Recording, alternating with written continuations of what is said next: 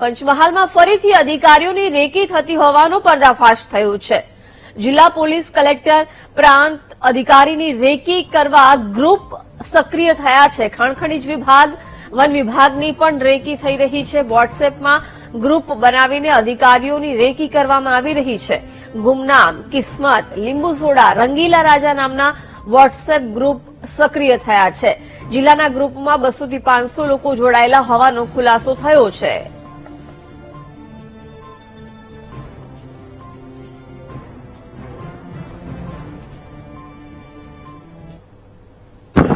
भाई 67 नवजीवन पहुंचू हसे कालोल बाजू रनिंग है भाई आगल जो भाई वही જોઈ લેજો બાઇક લઈને હતો ગાડી વધારે સ્પીડમાં હતી દેખાણી નહીં કાલોલના દાદાની ગાડી એસડીએમ ની ગાડી અને કલેક્ટર સાહેબની ગાડી બધી ગાડીઓ ખંડેવાડ સ્કૂલ પર ઉભી છે।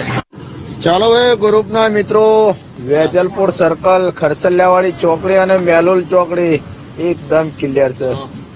હાલો ભાઈ હાલમાં ગોધરાની આડબરે 98-10-11 એસડીએમ 1100 મામલતદાર ને પેલી 54-54 બધું પોતપોતાનું ઓફિસમાં। ચાલો ભાઈ પેલી 54-54 ભાઈ સંત્રોડ પેટ્રોલ પંપ છોડીને ચાલે ભાઈ સીધી ભાઈ રસુલપુર નાટાપુર તરફ 54-54 ભાઈ આ કસનપુર છોડીને મોરવા બાજુ ફૂલ સ્પીડ में રનિંગ ભાઈ ગાડી ડોંગરેવાળા લાઈન પર આવજો ભાઈ ફૂલ સ્ટાફ છે ગાડીની અંદર।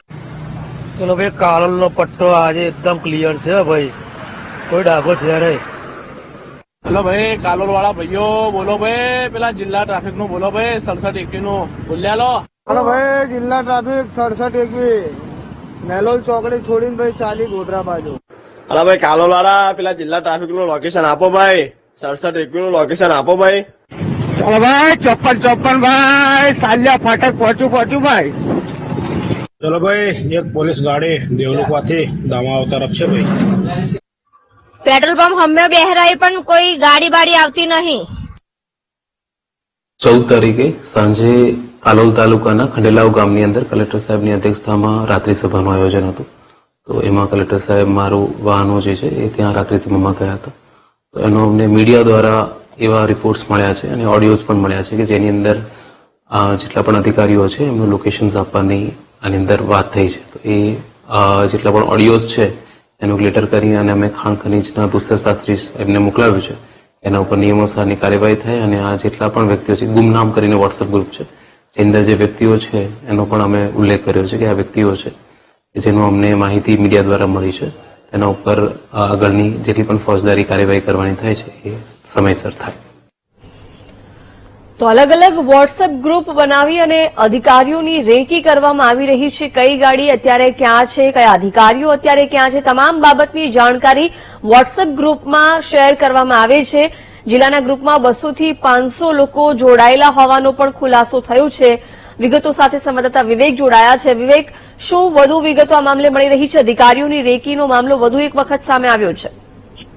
ચોક્કસથી વાત કરીએ તો અધિકારીનો રેકીનો મામલો પંચમહાલમાં ફરી એકવાર સામે આવ્યો છે। ત્યારે અલગ અલગ વોટ્સએપ ગ્રુપો બનાવી અને આ લોકો રેકી કરતા હોવાનું માલુમ પાડ્યું છે। જેમાં પ્રાંત અધિકારી એક હુકમ કર્યો છે કે જેને રેકી કરતા હોય અધિકારીઓને રેકી કરતા હોય એને પોલીસ ફરિયાદ કરવા માટે પણ જણાવ્યું છે।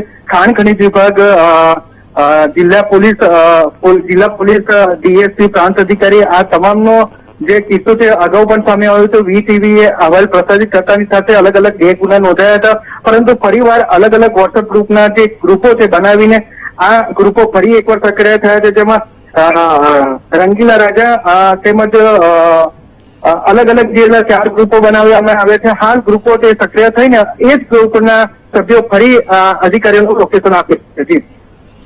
બિલકુલ વિવેક, આભાર જાણકારી આપવા બદલ।